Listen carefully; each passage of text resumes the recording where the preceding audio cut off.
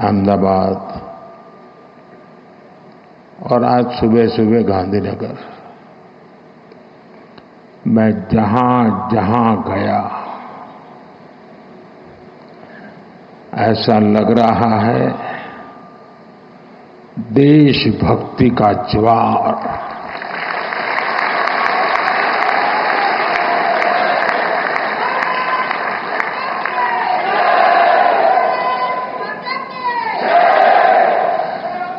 गर्जना करता सिंदूरिया सागर, सिंदूरिया सागर की गर्जना और लहराता तिरंगा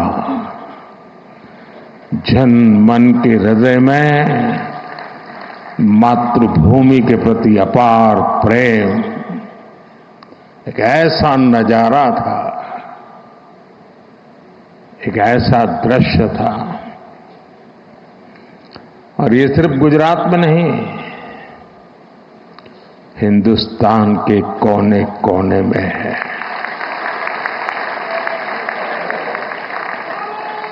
हर हिंदुस्तानी के दिल में है।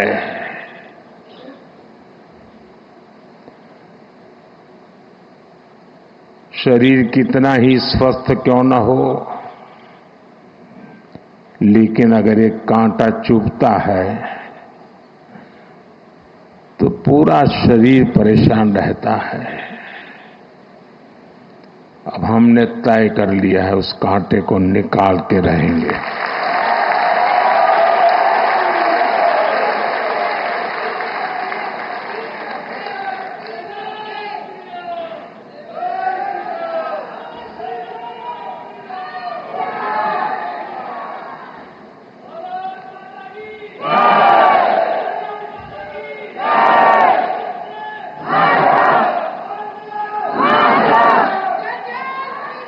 साथियों,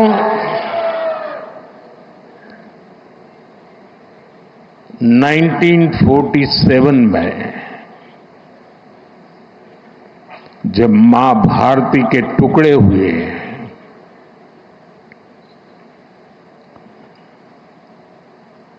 कटनी चाहिए थी तो जंजीरें,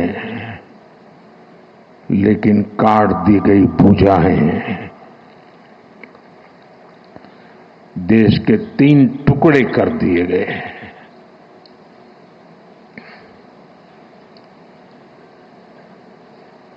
और उसी रात पहला आतंकवादी हमला कश्मीर की धरती पर हुआ।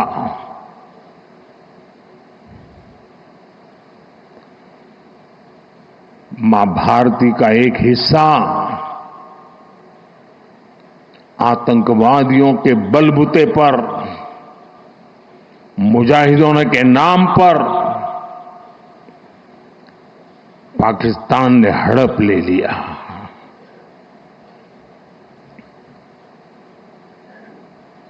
अगर उसी दिन इन मुजाहिदों को मौत के घाट उतार दिया गया होता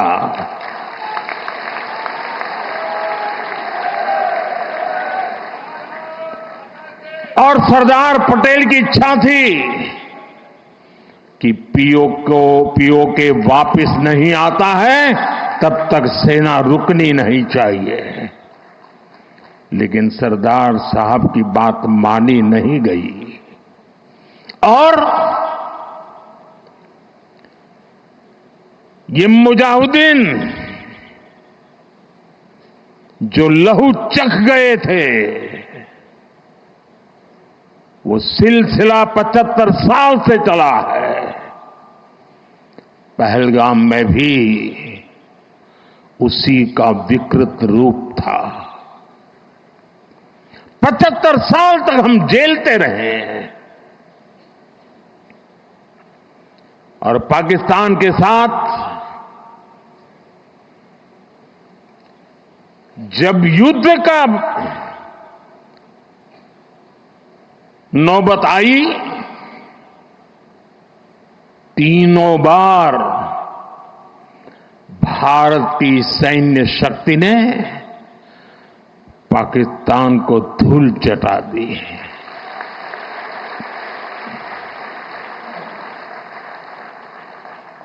और पाकिस्तान समझ गया कि लड़ाई में वो भारत से जीत नहीं सकते हैं, और इसलिए उसने प्रॉक्सी वॉर चालू किया। सैन्य प्रशिक्षण होता है,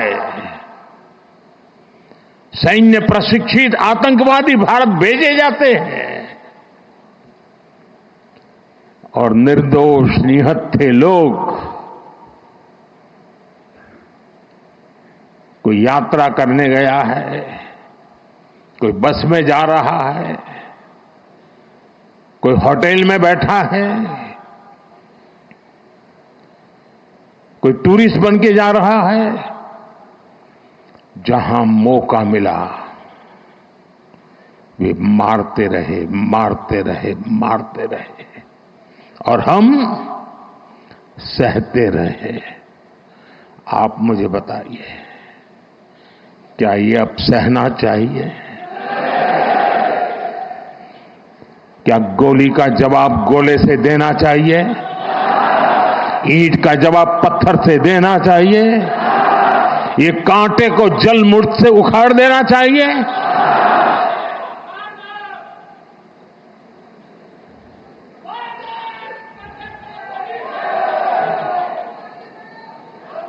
साथियों, ये देश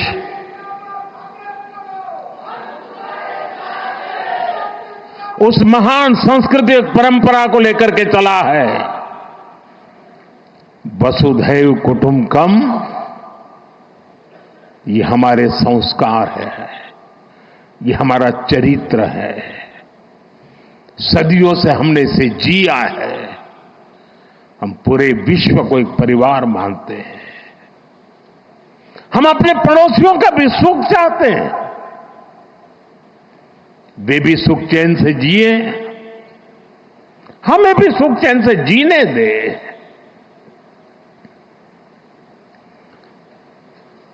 ये हमारा हजारों साल से चिंतन रहा है। लेकिन जब बार बार हमारे सामर्थ्य को ललकारा जाए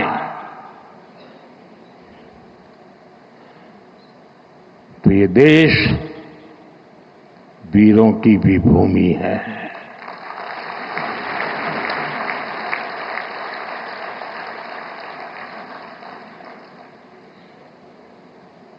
आज तक जिसे हमें प्रॉक्सी वॉर कहते थे,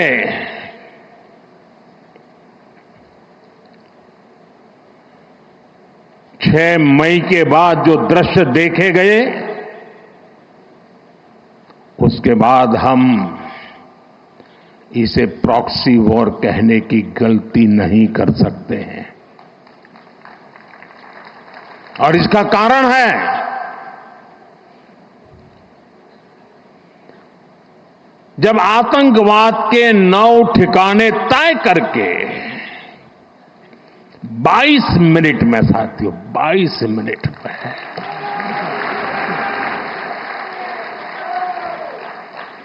उनको ध्वस्त कर दिया। और इस बार तो सब कैमरा के सामने की सारी व्यवस्था रखी थी ताकि हमारे घर में कोई सबूत न मांगे। अब हमें सबूत नहीं देना पड़ रहा है, वो ऊपर वाला दे रहा है।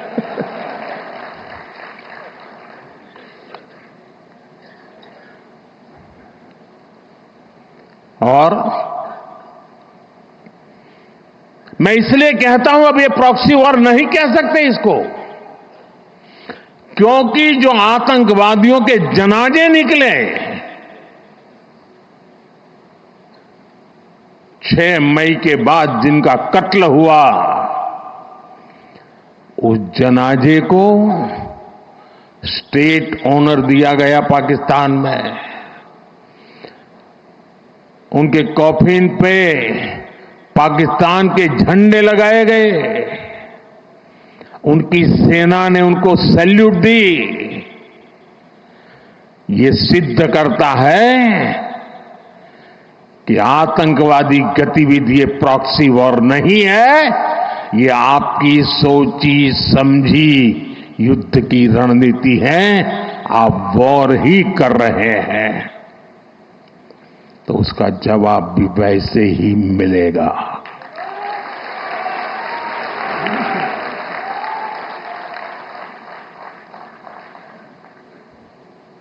हम अपने काम में लगे थे, प्रगति के राह पर चले थे।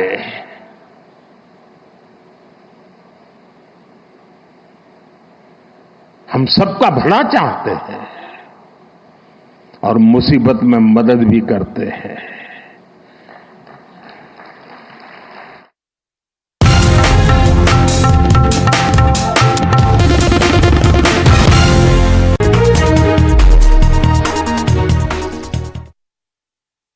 सबके बीच रह करके सीख पाया, जो मंत्र आपने मुझे दिए, जो सपने आपने मेरे में संजोए, मैं उसे देशवासियों के काम आए इसके लिए कोशिश कर रहा हूं।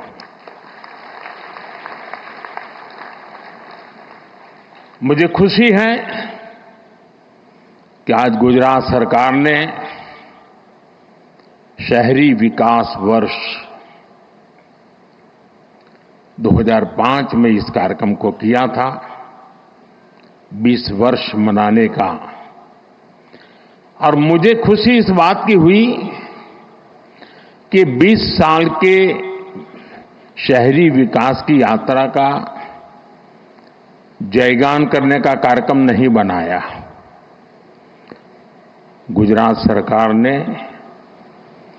उन 20 वर्ष में से जो हमने पाया है, जो सीखा है, उसके आधार पर आने वाले शहरी विकास को नेक्स्ट जनरेशन के लिए उन्होंने उसका रोड मैप बनाया और आज रोड मैप गुजरात के लोगों के सामने रखा है। मैं इसके लिए गुजरात सरकार को, मुख्यमंत्री जी को, उनकी टीम को हृदय से बहुत बहुत बधाई देता हूं। साथियों, हम आज दुनिया की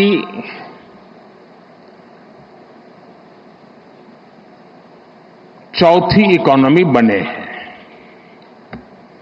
किसी को भी संतोष होगा कि अब जापान को भी पीछे छोड़ करके हम आगे निकल गए। और मुझे याद है, हम जब 6 से 5 बने थे तो देश में और ही उमंग था, बड़ा उत्साह था, खास करके नौजवानों में। और उसका कारण यह था कि 250 साल तक जिन्होंने हम पर राज किया था ना, उस यूके को पीछे छोड़ करके हम 5 बने थे। लेकिन अब 4 बनने का आनंद जितना होना चाहिए उससे ज्यादा 3 कब बनोगे इसका दबाव बढ़ रहा है। अब देश इंतजार करने को तैयार नहीं है, और अगर कोई ने इंतजार करने के लिए कहा तो पीछे से नारा आता है, मोदी है तो मुमकिन है।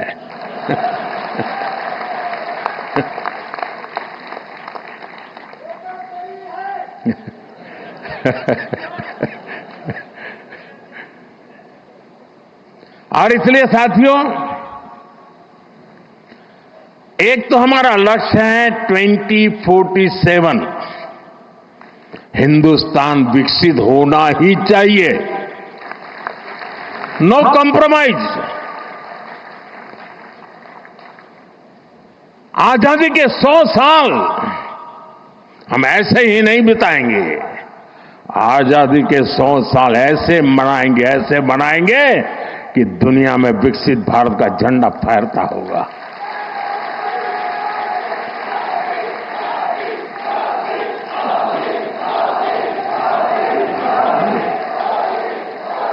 अब कल्पना कीजिए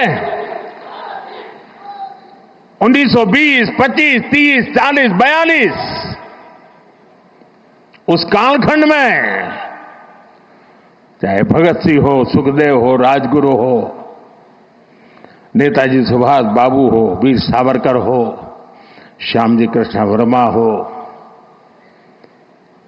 महात्मा गांधी हो, सरदार पटेल हो,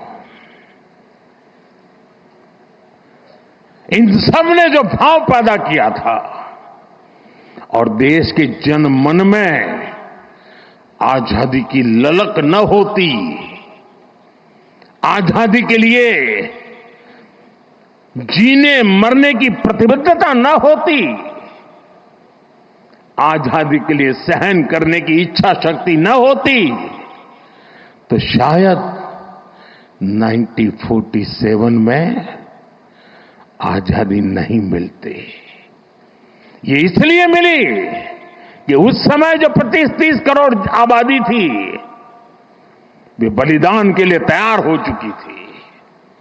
अगर 25-30 करोड़ लोग संकल्पबद्ध होकर के 20 साल 25 साल के भीतर भीतर अंग्रेजों को यहां से निकाल सकते हैं, तो आने वाले 25 साल में 140 करोड़ लोग विकसित भारत बना भी सकते हैं दोस्तों।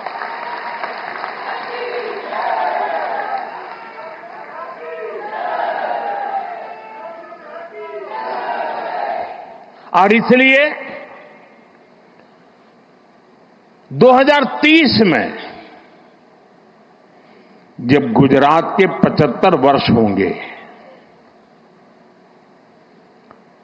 मैं समझता हूं कि हमने अभी से 30 में होंगे ना, 35 में जब गुजरात के 75 वर्ष होंगे, हमने अभी से नेक्स्ट 10 ईयर का पहले एक प्लान बनाना चाहिए कि जब गुजरात के 75 होंगे तब गुजरात यहां पहुंचेगा, उद्योग में यहां होगा, खेती में यहां होगा, शिक्षा में यहां होगा, खेलकूद में यहां होगा। हमें एक संकल्प ले लेना चाहिए और जब गुजरात 75 का हो, उसके 1 साल के बाद जो ओलंपिक होने वाला है, देश चाहता है कि वो ओलंपिक हिंदुस्तान में हो।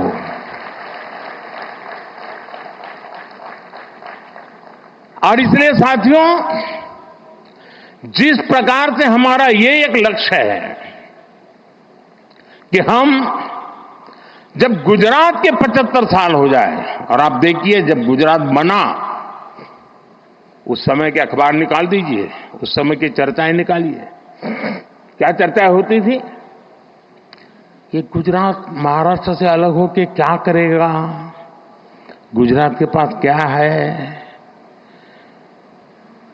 समंदर है, खारा पाट है, इधर रेगिस्तान है, उधर पाकिस्तान है, क्या करेगा, गुजरात के पास कोई मिनरल्स नहीं, गुजरात कैसे प्रगति करेगा, ये ट्रेडर हैं सारे, इधर से माल लेते हैं उधर बेचते हैं, बीच में दलाली से रोजी रोटी कमा करके गुजारा करते, क्या करेंगे, ऐसी चर्चा थी। वही गुजरात जिसके पास एक जमाने में नमक से ऊपर कुछ नहीं था, आज दुनिया को हीरे के लिए गुजरात जाना जाता है।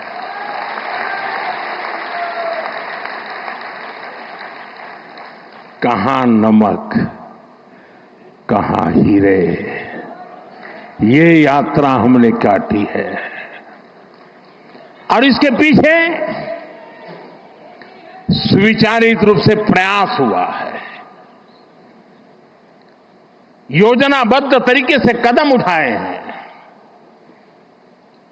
हमारे यहां आमतौर पर गवर्नेंस के मॉडल की चर्चा होती है कि सरकार में साइलोज ये सबसे बड़ा संकट है, एक डिपार्टमेंट दूसरे से बात नहीं करता है, एक टेबल वाला दूसरे टेबल वाले से बात नहीं करता है, ऐसी चर्चा होती है।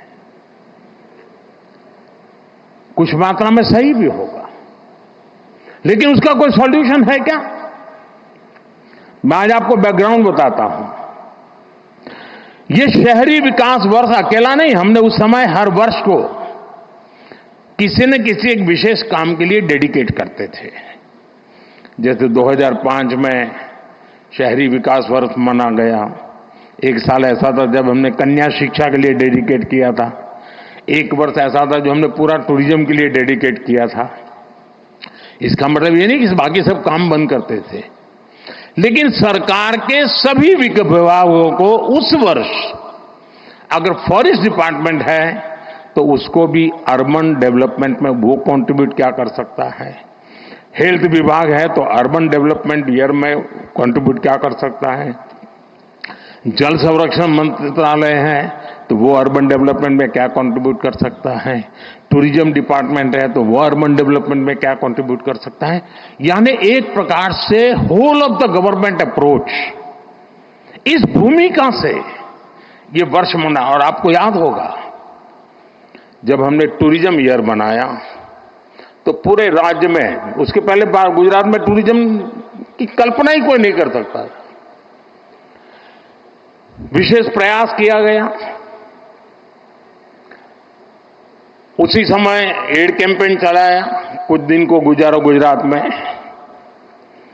एक एक चीज उसमें से निकली, उसी में से रणोत्सव निकला, उसी में से स्टैच्यू ऑफ यूनिटी बना, उसी में से आज सोमनाथ का विकास हो रहा है, गिर का विकास हो रहा है, अंबाजी का विकास हो रहा है, एडवेंचर स्पोर्ट्स आ रही हैं, यानी एक के बाद एक चीजें डेवलप होने लगी। वैसे ही जब अर्बन डेवलपमेंट ईयर बनाया, और मुझे याद है मैं राजनीति में नया नया आया था और कुछ समय के बाद हम अहमदाबाद म्युनिसिपल कॉरपोरेशन सबसे पहले जीते। तब तक हमारे पास एक राजकोट म्युनिसिपैलिटी हुआ करती थी, तब वो कॉरपोरेशन नहीं थी। और हमारे एक प्रहलाद भी पटेल थे, पार्टी के बड़े वरिष्ठ नेता थे, बहुत ही इनोवेटिव थे, नई नई चीजें सोचना उनका स्वभाव था। मैं नया राजनीति में आया था तो प्रहलाद भाई एक दिन आए मिलने के लिए। उन्होंने कहा ये हमें जरा, उस समय चिमन भाई पटेल की सरकार थी, तो हमने चिमन भाई और भाजपा के लोग छोटे पार्टनर थे, तो हमने चिमन भाई को मिलकर के समझाना चाहिए कि ये जो लाल बस अहमदाबाद की है उसको जरा अहमदाबाद के बाहर जाने दिया जाए। तो उन्होंने मुझे समझाया। फिर मैं और प्रहलाद भाई चिमन भाई को मिलने गए। हमने बहुत माथापच्ची की। हमने कहा ये सोचने जैसा है कि लाल बस अहमदाबाद के बाहर गोरा, गुमा, लांभा, उधर नरोड़ा की तरफ आगे, देहगाम की तरफ, इधर कलोल की तरफ आगे, उधर साणंद की तरफ आगे, उसको जाने देना चाहिए, ट्रांसपोर्टेशन का विस्तार करना चाहिए। तो सरकार के जैसे सचिवों का स्वभाव रहता है, यहां बैठे हैं सारे, उस समय वाले तो रिटायर हो गए हैं। एक बार एक कांग्रेसी नेता को पूछा गया था कि देश की समस्याओं का समाधान करना है तो 2 वाक्य में बताइए। कांग्रेस के एक नेता ने जवाब दिया था, वो मुझे आज भी अच्छा लगता है। ये कोई 40 साल पहले की बात है। उन्होंने कहा देश में 2 चीजें होनी चाहिए, एक पॉलिटिशियंस ना कहना सीखे और ब्यूरोक्रेट हाँ कहना सीखे। तो बोले सारी समझ होगा, पॉलिटिशियन किसी को ढा नहीं कहता और ब्यूरोक्रेट किसी को हाँ नहीं कहता। तो उस समय चिमन भाई के पास गए तो उन्होंने पूछा सबसे, हम दोबारा गए, तीसरी बार गए, नहीं एसटी को नुकसान हो जाएगा, एसटी को कमाई बंद हो जाएगी, एसटी बंद पड़ जाएगी, एसटी घाटे में चल रही है, लाल बस वहां नहीं भेज सकते, मगर बहुत दिन चला। 3-4 महीने तक हमारी माथापच्ची चली। खैर हमारा दबाव इतना था कि आखिर लाल बस को लांबा, गोरा, गुमा ऐसा एक्सटेंशन मिला। उसका परिणाम है कि अहमदाबाद का विस्तार तेजी से उधर साणंद की तरफ हुआ, इधर देहकाम की तरफ हुआ, उधर कलोल की तरफ हुआ, उधर महमदाबाद की तरफ हुआ, तो अहमदाबाद पर जो प्रेशर एकदम तेजी से बढ़ने वाला था उसमें स्टेजी आए, बच गए।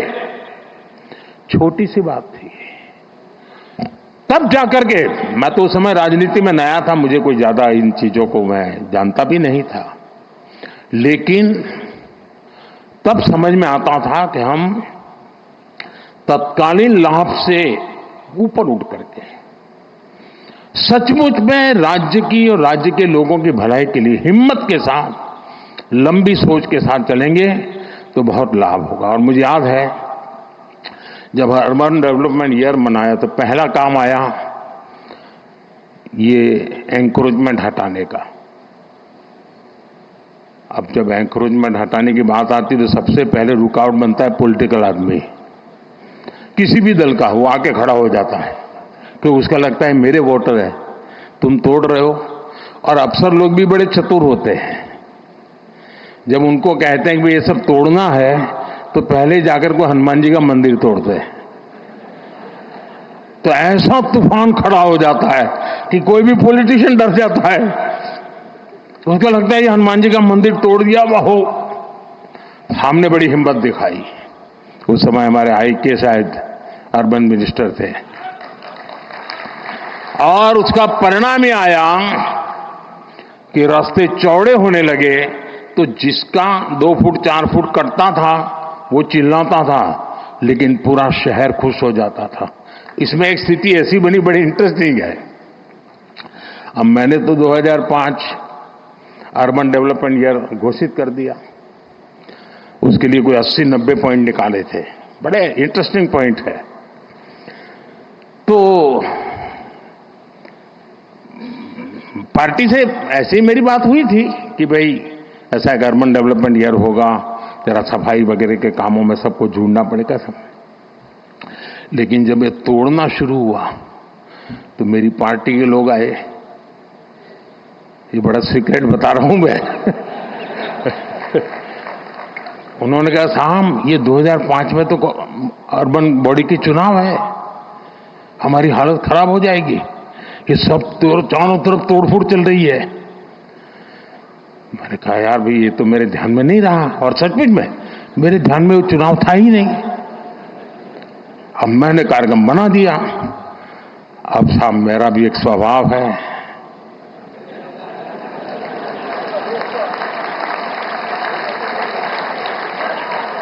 हम तो बचपन से पढ़ते आए हैं डगलू बरू के ना हटबू। तो मैंने कहा देखिए भाई आपकी चिंता सही है, लेकिन अब पीछे नहीं हट सकते, अब तो ये अर्बन डेवलपमेंट ईयर होगा, हार जाएंगे चुनाव क्या है, जो भी होगा। हम किसी का बुरा करना नहीं चाहते, लेकिन गुजरात में शहरों का रूप रंग बदलना बहुत जरूरी है। साथियों हम लोग लगे रहे, काफी विरोध भी हुआ, काफी आंदोलन हुए, बहुत परेशानी हुई। यहां मीडिया वालों को भी बड़ा मजा आ गया कि मोदी अब शिकार आ गया हाथ में, तो वो भी बड़ी तुरी ताकत से लग गए थे। और उसके बाद जब चुनाव हुआ, देखिए मैं राजनेताओं को कहता हूं, मैं देश भर के राजनेता मुझे सुनते हैं तो देखना कहना हूं, अगर आपने सदनिष्ठा से ईमानदारी से लोगों की भलाई के लिए निर्णय करते हैं, तत्कालीन भले बुरा लगे लोग साथ चलते हैं। और उस समय जो चुनाव हुआ 90% विक्ट्री बीजेपी की हुई थी, 90%। यानी लोग जो मानते हैं कि जनता ये नहीं जाओ। मुझे याद है अभी ये जो यहां अटल ब्रिज बना है ना, तो मुझे ये साबरमती रिवर फ्रंट पे, तो पता नहीं क्यों मुझे उद्घाटन के लिए बुलाया था। कई कार्यक्रम थे तो मैंने कहा चलो भी हम भी देखने जाते, तो मैं जरा वो अटल ब्रिज पर टहलने गया, तो वहां मैंने देखा कुछ लोगों ने पान की पिचकारियां लगाई थी। अभी तो उद्घाटन होना था, लेकिन कार्यक्रम हो गया था।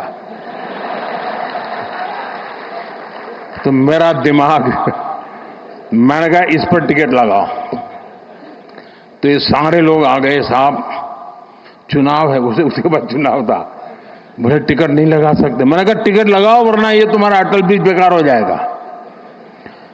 फिर मैं दिल्ली गया, मैंने दूसरे दिन फोन करके पूछा, मैंने कहा क्या हुआ टिकट लगाने का? एक दिन भी बिना टिकट नहीं चलना चाहिए।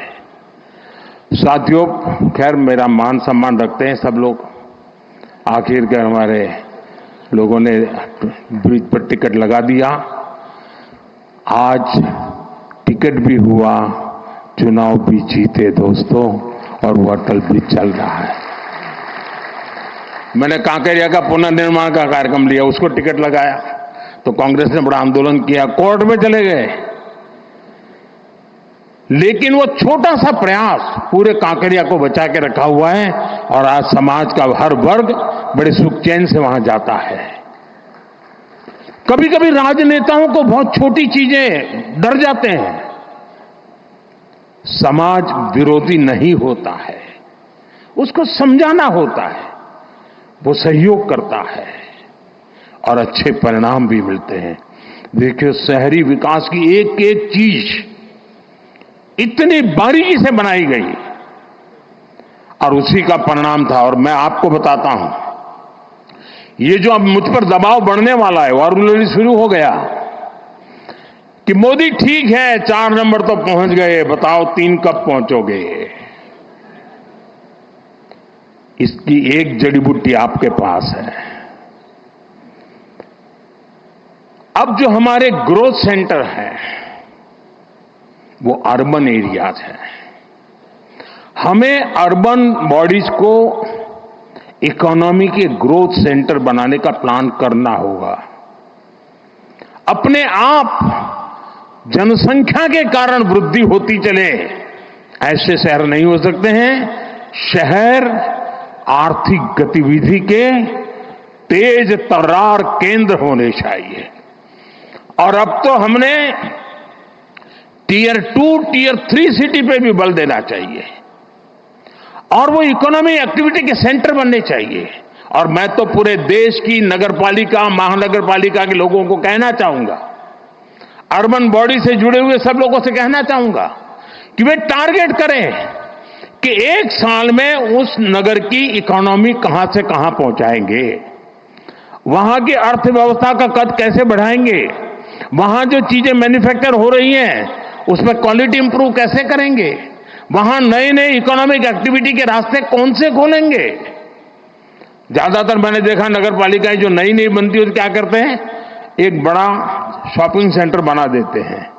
पॉलिटिशियनों को भी जरा सूट करता है, वो 30-40 दुकानें बना देंगी और 10 साल तक लेने वाला नहीं आता है। इतने से काम नहीं चलेगा। स्टडी करके और खास करके जो एग्रो प्रोडक्ट है, मैं तो टियर 2, टियर 3 सिटी के लिए कहूंगा, जो किसान पैदावार करता है उसका वैल्यू एडिशन ये इन नगर पालिकाओं में शुरू हो। आसपास से खेती की चीजें आए, उसमें से कुछ वैल्यू एडिशन हो, गांव का भी भला होगा, शहर का भी भला होगा। उसी प्रकार से आपने देखा होगा इन दिनों स्टार्टअप में भी आपको ध्यान में आया होगा कि पहले स्टार्टअप बड़े शहर के बड़े उद्योग घरानों के आसपास चलते थे। आज देश में करीब 2 लाख स्टार्टअप है और ज्यादातर टियर 2, टियर 3 सिटी में है।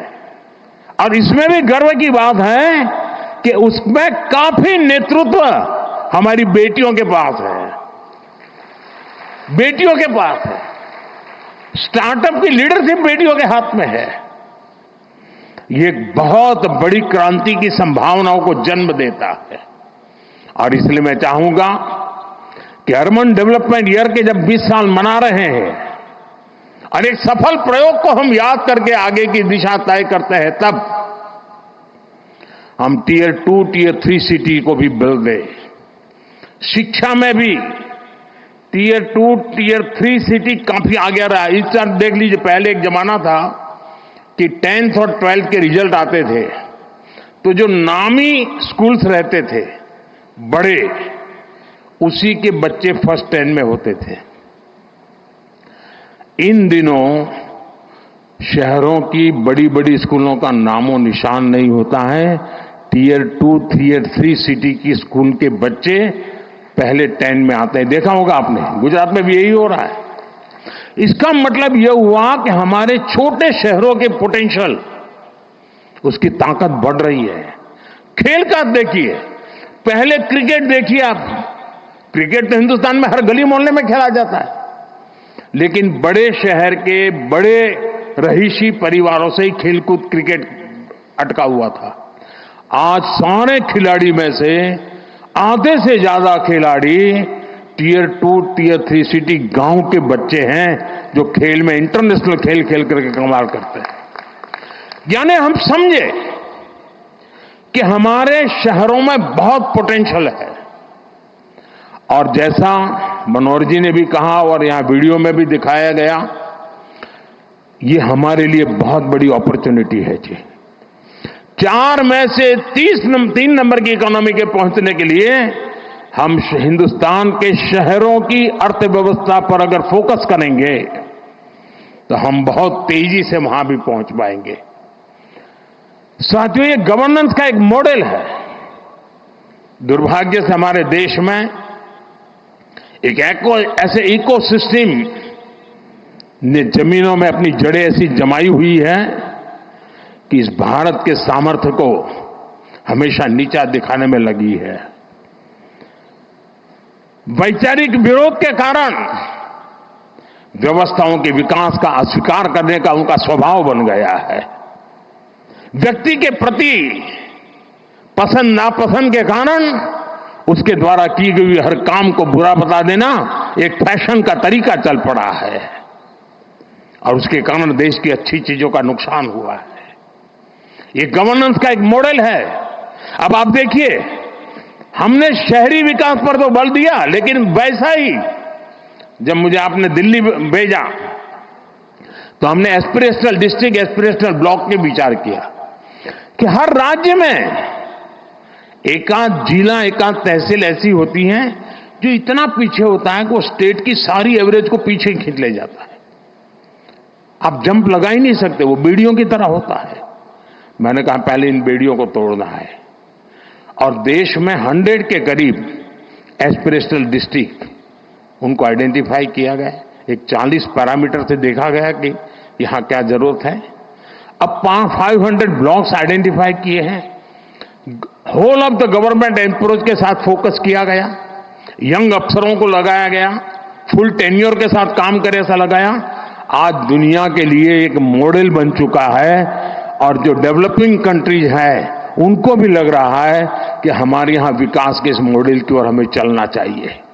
हमारा एकेडमिक वर्ल्ड भारत के इन प्रयास और सफल प्रयासों के विषय में सोचे, और जब एकेडमिक वर्ल्ड इस पर सोचता है तो दुनिया के लिए भी वो एक अनुकरणीय उदाहरण के रूप में काम आता है। साथियों, आने वाले दिनों में टूरिज्म पर हमें बल देना चाहिए। गुजरात ने कमाल करके दिया है जी। कोई सोच सकता है कच्छ के रेगिस्तान में जहां कोई जाने का नाम नहीं लेता था, वहां आज जाने के लिए बुकिंग नहीं मिलता है, बुकिंग नहीं मिलता है। चीजों को बदला जा सकता है। दुनिया का सबसे बड़ा ऊंचा स्टैच्यू, ये अपने आप में अद्भुत है। मुझे बताया गया कि वड़नगर में जो म्यूजियम बना है, कल मुझे एक यूके के एक सज्जन मिले थे, उन्होंने कहा कि मैं वड़नगर का म्यूजियम देखने गया। ये इंटरनेशनल लेवल में इतने ग्लोबल स्टैंडर्ड का वो म्यूजियम बना है, और भारत में काशी जैसे बहुत कम जगह हैं कि जो अविनाशी है, जो कभी भी मृतप्राय नहीं हुए, जहां हर पल जीवन रहा है, उसमें एक वड़नगर है जिसमें 2800 साल तक के सबूत मिले। अभी हमारा काम है कि वो इंटरनेशनल टूरिस्ट मैप पर कैसे आए। हमारा लोथल, जहां हम एक म्यूजियम बना रहे हैं, मैरीटाइम म्यूजियम, 5000 साल पहले मैरीटाइम में दुनिया में हमारा डंका बजता था। धीरे धीरे हम भूल गए, लोथल उसका जीता जागता उदाहरण है। लोथल में दुनिया का सबसे बड़ा मैरीटाइम म्यूजियम बन रहा है। आप कल्पना कर सकते हैं कि इन चीजों का कितना लाभ होने वाला है। और इसलिए मैं कहता हूं, 2005 का हुए समय था जब पहली बार गिफ्ट सिटी के आइडिया को कंसीव किया गया। और मुझे याद है, शायद हमने इसका लॉन्चिंग टैगोर हॉल में किया था। तो उसके बड़े बड़े जो हमारे मन में डिजाइन थे, उसके चित्र लगाए थे। तो मेरे अपने ही लोग पूछ रहे थे, ये होगा? इतने बड़े बिल्डिंग टावर बनेंगे? मुझे बराबर याद है। यानी जब मैं उसका मैप वगैरह और उसका प्रेजेंटेशन दिखाता था केंद्र के कुछ नेताओं को, तो वो भी मुझे कह रहे भारत जैसे देश में क्या कर रहे हो तुम? मैं सुनता था। आज वो गिफ्ट सिटी, हिंदुस्तान का हर राज्य कह रहा है कि हमारे यहां भी एक गिफ्ट सिटी होना चाहिए। साथियों, एक बार कल्पना को करते हुए उसको जमीन पर, धरातल पर उतारने का अगर हम प्रयास करें तो कितने बड़े अच्छे परिणाम मिल सकते हैं, ये हम भली भांति देख रहे हैं। वही कालखंड था रिवर फ्रंट को कंसीव किया। वही कालखंड था जब दुनिया का सबसे बड़ा स्टेडियम बनाने का सपना देखा, पूरा किया। वही कालखंड था दुनिया का सबसे ऊंचा स्टैच्यू बनाने के लिए सोचा, पूरा किया। भाइयों बहनों, एक बार हम मान के चले, हमारे देश में पोटेंशियल बहुत है, बहुत सामर्थ्य है। साथियों, मुझे पता नहीं क्यों निराशा जैसी चीज मेरे मन में आती ही नहीं है।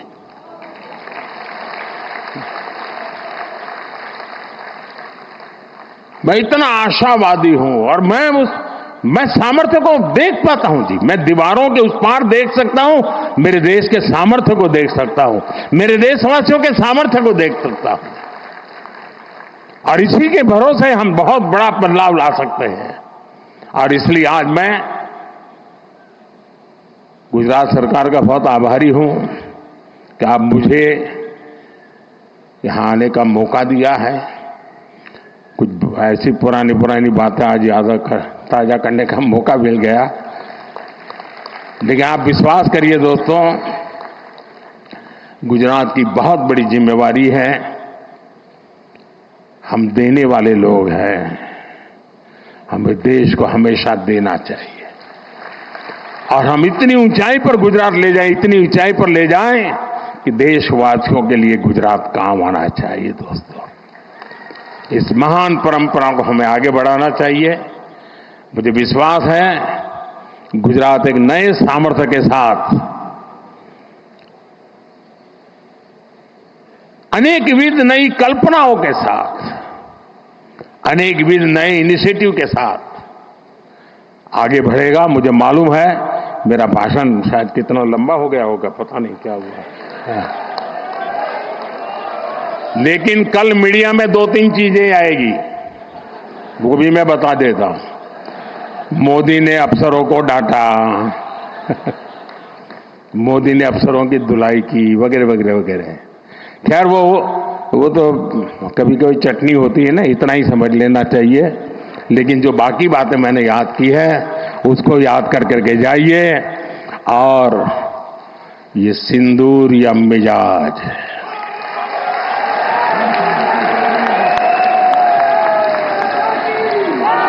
ये सिंदूरिया स्पिरिट, दोस्तों 6 मई की रात ऑपरेशन सिंदूर सैन्य बल से प्रारंभ हुआ था।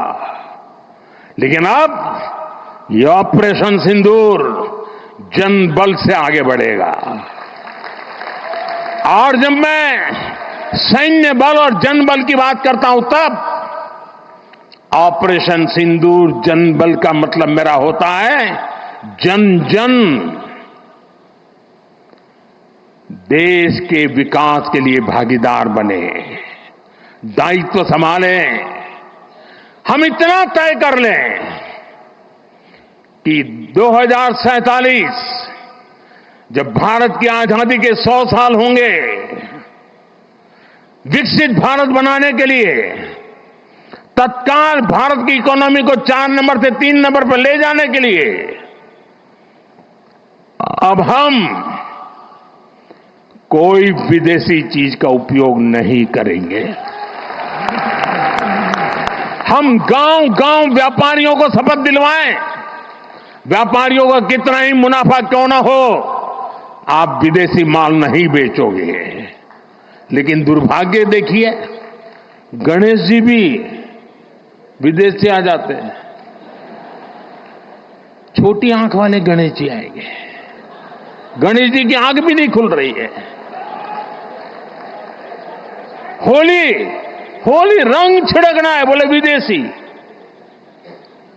हमें पता था, आप भी अपने घर जाकर के सूची बनाना। सचमुच में ऑपरेशन सिंदूर के लिए एक नागरिक के नाते मुझे एक काम करना है।